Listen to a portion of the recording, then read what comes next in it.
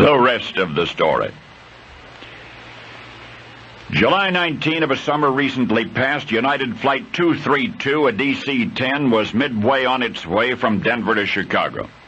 Suddenly, unexpectedly, from 37,000 feet below, the Earth came rushing toward it.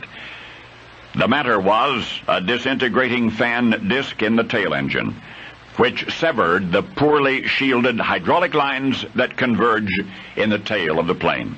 I mean, all of the hydraulic lines.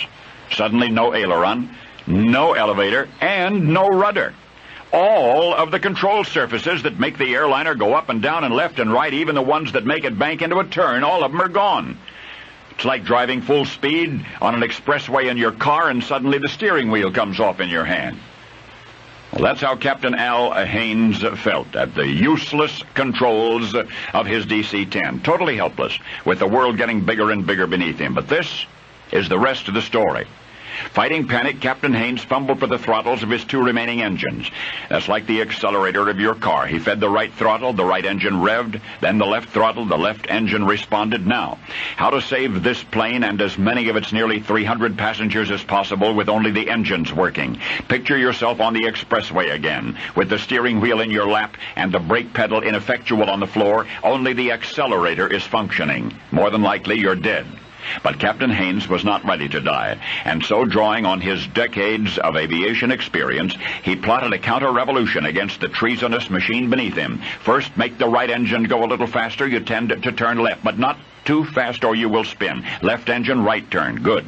Let up on both throttles and your nose drops, but not too much or you'll stall. Now, radio ahead. Locate the nearest airport, Sioux City, Iowa.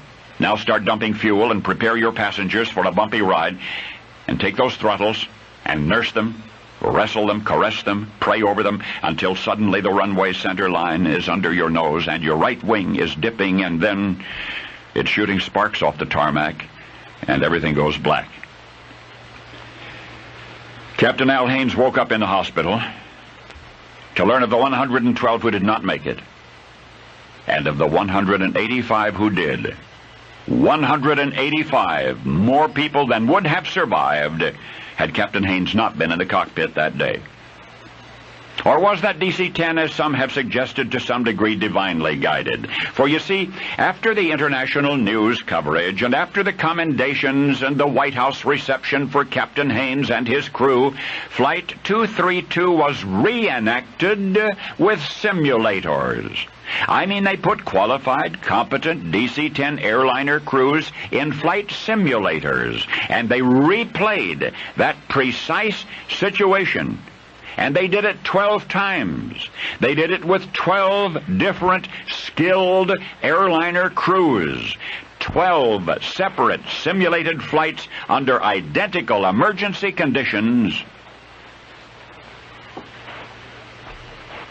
Every one of those simulated airplanes fell like a stone from the simulated sky. No survivors. No survivors. And now you know the rest of the story.